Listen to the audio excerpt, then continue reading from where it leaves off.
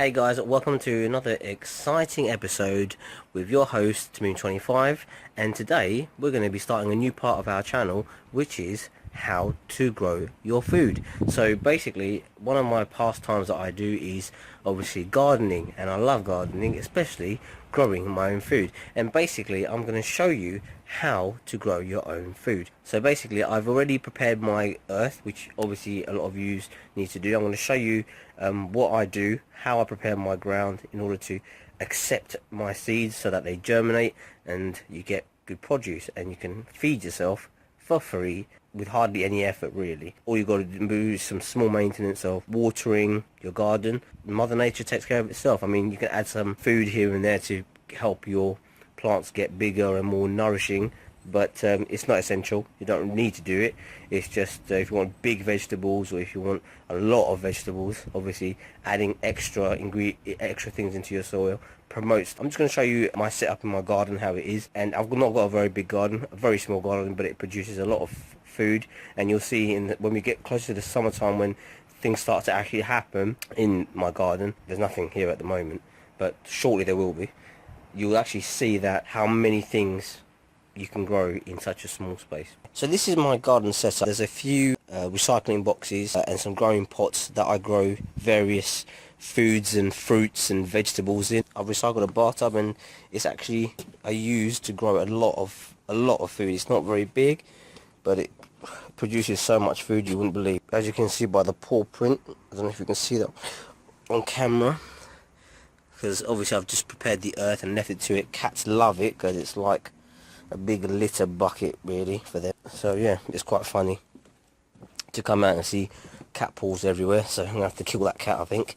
Joke. Also here I've got some flowers there. They're bluebells, which obviously I grow either side of my raised bed which I've made, and on there is an apple tree which is still growing. I've actually just planted this apple tree into the main soil because it's been growing in a pot. It's been growing in a pot like this one here for about 2 years, and it's got to this sort of size. This is a tree from my sister that I'm growing this is an apple tree as well, from seed.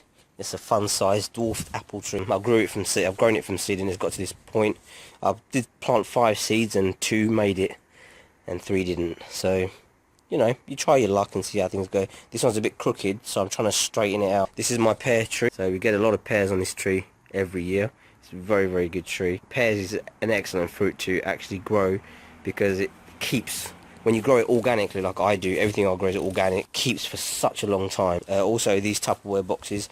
In here I've just planted blueberries this year. It's still alive, which is a good thing. We've still got some greenery, so hopefully the weather will still be picking up and it'll get plenty of sunlight, and hopefully should grow some blueberries this year, well maybe next year.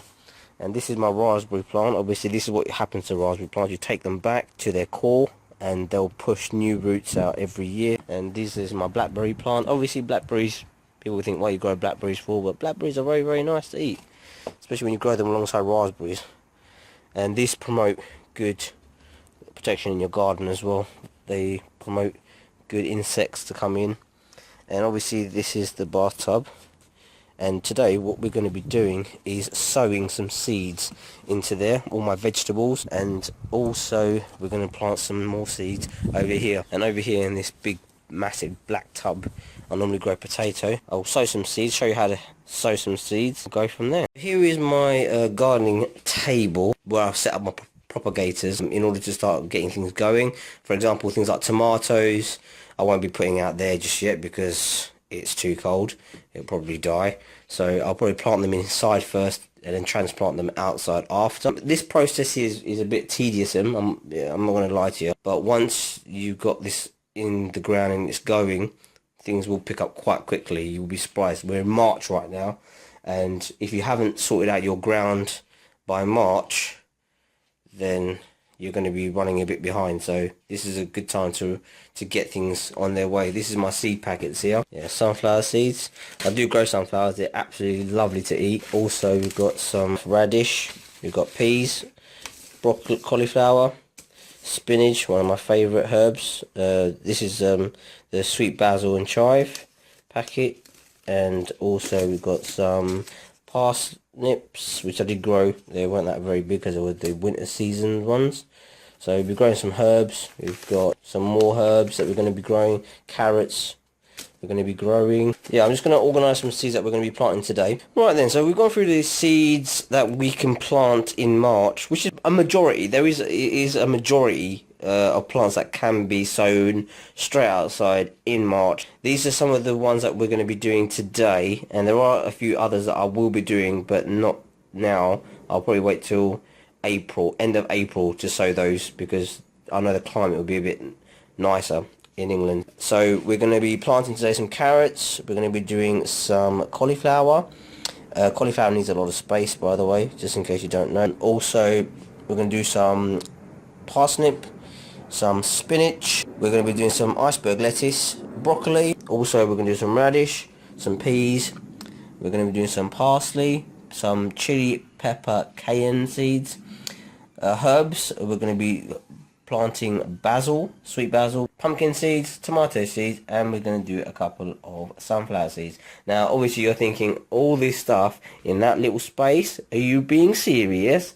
Yes, I am. All you got to do is organise which seeds go where, and then you'll be fine. So things like carrots, things like parsnip, they both need deep ground to go into. So if you put those in a deep container, which I have, then they'll grow fine in there, and all you've got to do is split them into rows, and they'll grow perfectly in those rows. You can do things like put tubes in the ground in order to make them, you know, grow long in a tube, but that's cheating. I like it organic, and I like it to look like it's supposed to, not like it's supposed to in a shop. So the other thing as well, things like herbs and the spinach and the lettuce and the parsley can all grow together. They don't need that massive space, really. They can be grown in quite shallow ground. So these, normally I'll grow these in the bathtub, because they're just much easier. I know it sounds ridiculous me saying bathtub, but that's where I grow them, and they grow quite well there. You'll see that later on in the year. The cayenne pepper is a chili plant. So obviously chili plants need heat, and without heat they're not going to grow. So we'll sow them indoors and see how they go. Same thing with the tomato seeds. The pumpkin seeds will go straight out with the sunflower seeds, and they need a lot of space, both of these. So these and the broccoli and the cauliflower will all be sown in the same place, which normally I'd put it in my raised bed, because there's plenty of earth. There's no limit into how big they can grow.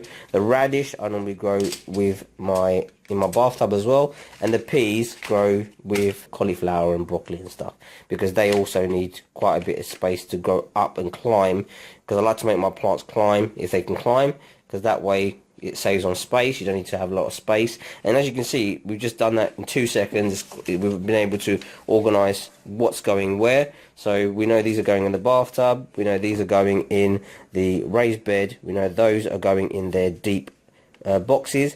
And those are being sown inside. So that's it. That's us organised. Now we're going to get down to the funny business of sowing. Right, so all we do to sow a seed, obviously this part of the bathtub here is going to be the shallowest part. So that bit there, I always try and plant things like lettuce and things that don't need a lot of ground to go into. Like the radish will go further at the back here, because they need more earth to, because obviously radish grow in the ground, and they just produce leaves outside to show you how big they're getting. So all you need to do to plant or sow your seeds is get yourself a little shovel spade, and all you've got to do is make a little insertion like this, just to make the earth turn a little bit. And you don't need to dig it too deep, because you don't want to put the seeds in so deep that you can't actually, they take ages to come out. So you can just do them quite shallow, really. So you make a little dig like that, a little deepness here like that, and then once you've done that, all you need to do is pop your seeds in that hole, and then you cover them up. So let me just get the seeds. Right, I've got my packet of lettuce seeds here, and lettuce seeds are quite little funny things, really. They're not very there you go, they're little tiny seeds, and all you do is just sprinkle them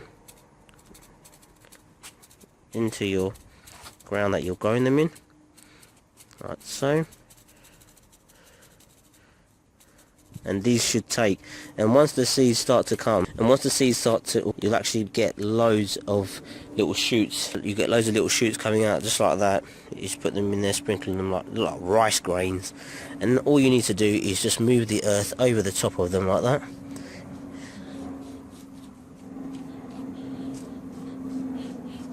It should produce some nice lettuce. So that's the row there of lettuce. So what I normally do is I get a marker like that, stick it there, get another one, stick it on the other side, so then I know this row I've already planted in. I don't have to think, oh, what's there? What did I plant something there?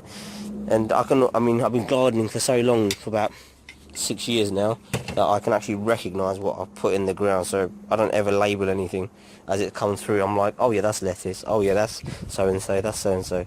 But some people, they obviously don't know their plants like that well, so label them if you need to label them, because things are going to be growing. When you're planting your plants and sowing them in the ground, make sure you know how high they're going to grow. Like for example, lettuce don't grow very high, so therefore the sunlight they need is not going to block any other plants. So for example, the lettuce is here, and say for example, if I put the radish here and I put the lettuce there, then what would happen is that the radish grow really long, sort of greenery about that high, and if it's covering the sunlight for the lettuce aren't going to grow very well. So you want to make sure when you grow your products in this kind of setup that you grow it in a way where you're making like an incline as your plants grow, so then each plant can get their sunlight and their rain and whatever to make them grow effectively. And I'm just going to do this whole bed and I'll get back to you. Okay, so as you can see, we've finished sowing all the seeds that we had for the bathtub, and guess what? We've got some extra space, so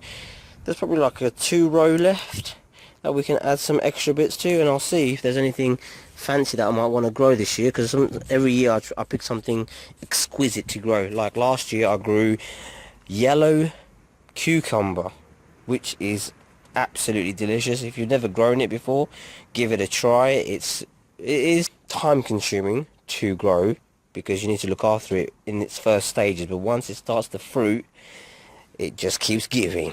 I mean, I don't know, I think I must have harvested about maybe 100 last year, so there's very, very good yielding from the plant, and you get it so much you don't know what to do with it. You're just giving it away, you're just eating cucumber. If you like cucumber, obviously definitely grow it. It grows well in England. We need to promote the growth, so we need to give this an extra kick in the arse, because we live in England, and look at this sky. It's so cloudy, there's no sun in sight, and we're in March. The sun's hidden behind this blanket of cloud, which is good. It causes some humidity, but not enough, so we need to cause more humidity to happen, and the way we do that is we're going to add a propagator on top of this, which I have. I'm going to install it now, and once I've done it, I'm going to show you what it looks like. Right, so once you finish, this is what you should end up with. These are plastic coverings which create like a greenhouse effect for your plants to propagate under, and these are excellent because you'll still get rainwater going in there, and obviously I've got my tunnels all the way through like that, and basically that will help your seeds to propagate, to grow effectively. Only one thing left for us to do, which is to water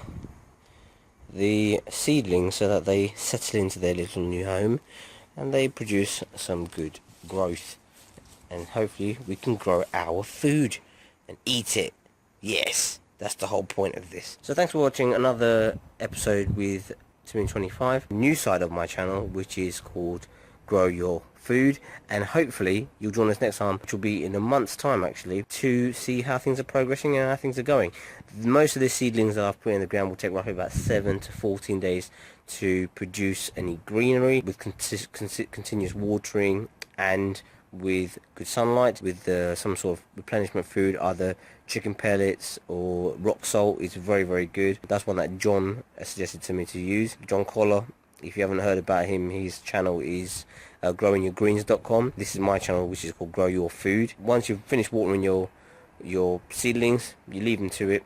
So you need to water them probably once every 2 to 3 days, depending on how your weather's been. If it's been raining, you haven't got to worry about it. Mother Nature's taking care of it for you. Just make sure you keep an eye on things like slugs. Obviously they're the worst enemy of a gardener, and they only come out to play at night time. And if you have any questions, don't forget to leave me a comment in the comment section at the bottom of the screen. And if there's any plants you want me to show you how to grow, or if there's any advice that you need, just leave me a question in the comments section at the bottom of the screen, and I'll get back to you as soon as I can. So don't forget, if you like this video or any of my other videos, don't forget hit the like button. It helps us out a lot. And don't forget to hit the subscribe button at the top of the screen just there. Join us next time on another exciting episode with Tamym25 on growing your food. Peace.